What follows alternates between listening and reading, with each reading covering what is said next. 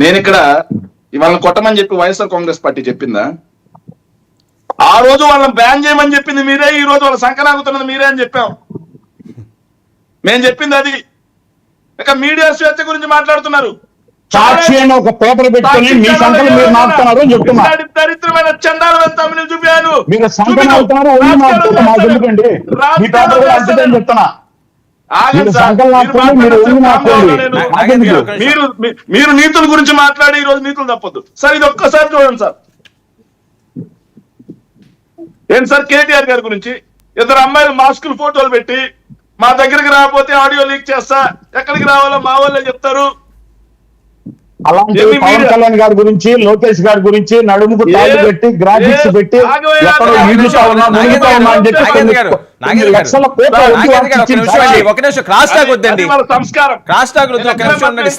అవకాశం ఏం చెప్తారో నాకే రిజిస్టర్ అవ్వకపోతే ఏం తెలుస్తుంది జనాలకి? కేటీఆర్ కోసం ఆ హీరోయిన్ వచ్చింది, జడ్జిమెంట్ ఇచ్చేసారు సార్. ఆ ఛానల్లో జడ్జిమెంట్ ఇచ్చేస్తారు కదా. ఆడవాళ్ళు మౌనం అంగీకారం. కేటీఆర్ గారి గురించి పక్కన హీరోయిన్లు, కేటీఆర్ గారి గురించి మళ్ళీ చర్చ, పక్కన హీరోయిన్లు. ఇక్కడ చూడండి సార్, జగన్మోహన్ రెడ్డి గారికి భారతి వార్నింగ్. భారతీ రెడ్డి కోసం సాయి రెడ్డి విశాఖ బే పార్క్ లాక్కున్నారు. వివేకాన్ని చంపినట్టే షర్మిలాను కూడా లేపేయడానికి సిద్ధం. ఓకే ఓకే ఓకే రాజకీయాలకు సంబంధం లేని భారతీ రెడ్డి గారి గురించి ఎంత చండాలంగా పెట్టిన వాళ్ళని వెనకేసుకొస్తున్నా మీ వ్యక్తిత్వం గురించి ఏం మాట్లాడాలి? ఇంకొక ఫైనల్ గా అండి సార్, ఫైనల్ గా మాట చెప్పాలి ఒక్క నిమిషం. బాలకోటయ్య గారు ఏదైతే నేను మాట్లాడిన మాట చాలా అభ్యంతరకరం అండి. ఎందుకంటే సార్, అంబేద్కర్ అనే వ్యక్తి రాసినటువంటి రాజ్యాంగం ఏదైతే రాజ్యాంగం ప్రకారమే మీకు ఈ రోజు మీడియా భావ ప్రకటన స్వేచ్ఛ వచ్చింది, నాకు ఈ రోజు భావ ప్రకటన స్వేచ్ఛ వచ్చింది, నాకు ప్రాథమిక ఏదైతే హక్కులు వచ్చాయి, ఆదేశిక సూత్రాలు వచ్చాయి. ఈ రోజు రాజ్యాంగం కల్పించిన హక్కు ప్రకారమే నేను మాట్లాడగలుగుతున్నా. అలాంటి అంబేద్కర్ ని నువ్వు రెడ్డి నీకేం సంబంధం అని అంటున్నారు అంటే, ఇలాంటి కుహూన మేధావుల వల్లే అంబేద్కర్ గారికి చెడ్డ పేరు వస్తా ఉంది.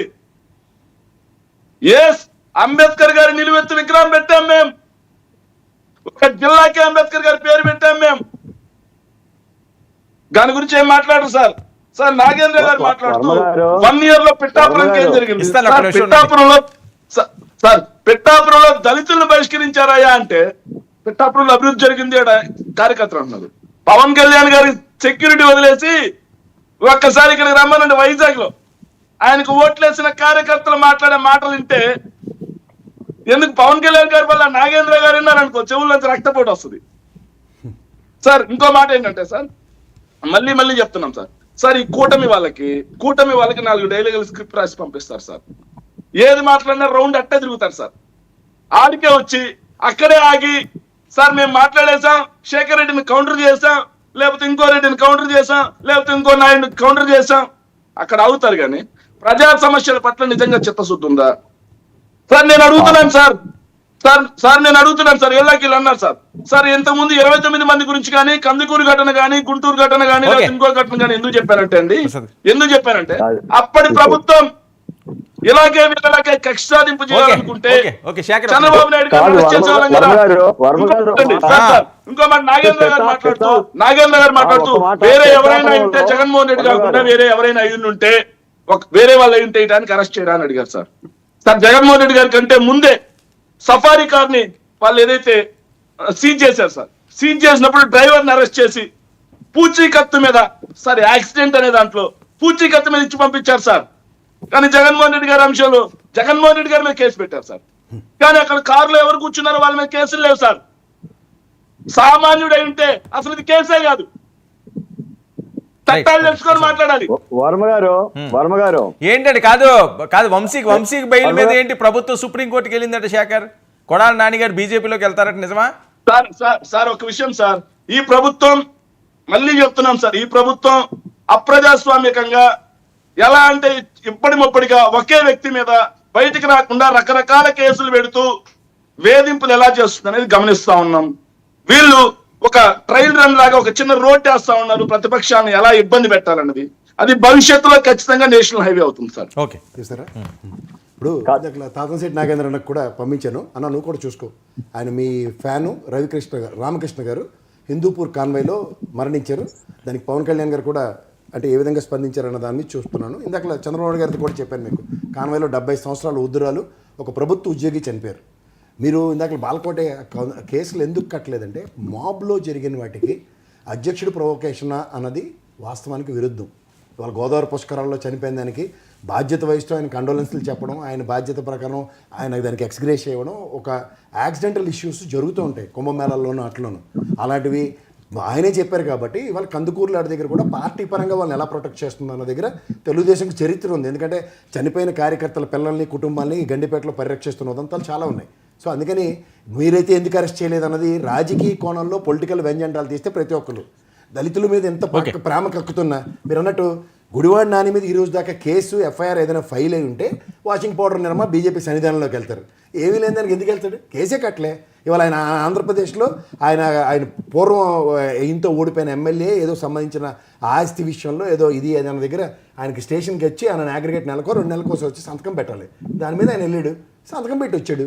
ఏమైనా కేసులు అంటే ఇందాక నాగేంద్ర అన్న బాగా చెప్పాడు, ఏంటి ఏమైనా మమ్మల్ని ప్రొవోక్ చేస్తున్నారా అరెస్ట్ చేయడానికి అంటే, ఇప్పుడు దాకా ఆయన అట్లీస్ట్ ఆయన సివిల్ సప్లైస్ మినిస్టర్గా ఉన్నప్పుడు పేరు నాని కన్నా ముందు ఆయన ఉండేవాడు. అప్పుడు కేసులు ఏమైనా మీ దగ్గర ఉంటే సబ్స్టాన్షియల్ ఎవిడెన్స్ వస్తూ ఆయన అరెస్ట్ చేయడానికి మీకు సర్వ హక్కులు ఉన్నాయి. అది ప్రూవే కాకుండా ఆపాదించడం అనేది జరగకుండా ఉంటే ఏ ప్రాతిపదిక మీద కేవలం ఏదో ఆయన భాష అలా సరిగ్గా లేదంటే, ఎంతోమంది భాషలు ఎన్నో రకాలుగా ఉన్నాయి. బోండమ్మ గారు ఫ్లోర్ ఆఫ్ ద హౌస్లో ఆన్ రికార్డ్ ఉంది మై సన్ అన్నది తెలుగు బూతుల్లో వాడుతూ, అవన్నీ ఎందుకు. కానీ ఇప్పుడు మీకు చెప్తుంది ఏంటంటే వంశీ గారి విషయంలో కూడా గౌరవ హైకోర్టు ఎప్పుడైతే బెయిల్ ఇచ్చిందో ఈ బెయిల్ రద్దు చేయండి అని, బెయిల్ రద్దు విషయంలో గౌరవ సుప్రీంకోర్టుకి వెళ్ళడం ప్రభుత్వ పరమైంది. అది సుప్రీంకోర్టు డెవలప్మెంట్స్ ఎట్లా ఉంటాయో వాస్తవం అతి దగ్గరలో తెలుస్తుంది.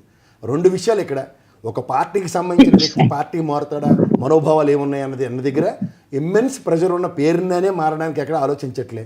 ఇతనికి మీద ఇంకా అసలు ప్రెజరే స్టార్ట్ కాలే. ఆరోగ్యరీత్యా మన దగ్గర హాస్పిటల్ ఉండి వచ్చాడు. ఇవాళ ఏదైనా ప్రెజర్ అక్యుములేట్ అయితే అప్పుడు ఆ విషయం నాకు తెలిసినంత వరకు పేరుని సారీ ఎట్టి పరిస్థితుల్లో రాజశేఖర రెడ్డి గారికి జగన్మోహన్ రెడ్డికి వీర విధేయుడు. అప్పుడున్న 6 సర్కమ్స్టాన్సెస్ లో ఆయనకున్న సిచ్యువేషన్ ని ఆయన అట్రిబ్యూట్ చేసుకుని వైఎస్ఆర్సీపీలో ఫాలో అవుతున్నాడు as a follower of Rajasekhara Reddy, అంతకన్నా ఇంకెళ్ళలేదు. ఓకే, ఏంటండి కొడాలి గారిది వంశీ గారి పరిస్థితి? వంశీకి బెయిల్ కూడా రానివ్వట్లేదట, ఇచ్చినా మళ్ళీ పైకోర్టుకి వెళ్తున్నారట. వర్మగారు అది ప్రభుత్వ నిర్ణయం. వర్మగా వంశీకి మళ్ళీ బెయిల్ పిటిషన్ వచ్చినా కూడా మళ్ళీ పైకోర్టుకి అప్పీల్ అవుతున్నారంటే చట్టానికి సంబంధించిన విషయం. ఈ ప్రభుత్వమే కాదు, గత ప్రభుత్వం అప్పీల్ చేసిన సందర్భాలు కోకొల్లాలు చెప్పారు. రెండో మాట ఏంటంటే వర్మ గారు, ఇది ప్రజాస్వామ్యం. ప్రజలకి ఎవరిని కుర్చీలో కూర్చోబెట్టాలి, ఎవరిని నిల్చోబెట్టాలన్న సంగతి తెలుసు. 2014-19లో జగన్మోహన్ రెడ్డి గారిని కుర్చీలో కూర్చోబెట్టారు, దీవించారు, బంగారు పళ్ళని చేతులు పెట్టారు. ఆయన బంగారు పళ్ళని సద్వినియోగం చేసుకోవడం విఫలమయ్యారని భావించే 2019-24కి మళ్ళీ కూటమి ప్రభుత్వానికి బంగారు పళ్ళు అప్పచెప్పారు. ఇది పని. కాకపోతే నేను చెప్పేది సంఘటనలు జరుగుతాయి చాలా. ఇప్పుడు శేఖర్ రెడ్డి గారు అడుగుతున్నట్లు కూడా కొంత న్యాయం ఉంది. నేనేమంటున్నానంటే పిఠాపురంలో దళితులు బహిష్కరించినప్పుడు మరి జగన్మోహన్ రెడ్డి గారు ప్రతిపక్ష పార్టీగా ఇరికి వెళ్ళలేదు.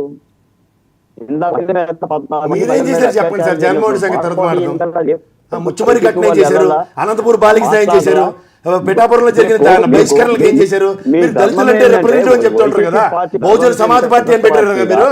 రాష్ట్రంలో జరిగే సంఘటనలు ప్రజలకి కాదు, మీరు పెద్ద బహుజనవాది. నాకే అంబేద్కర్ కూడా ఇప్పుడు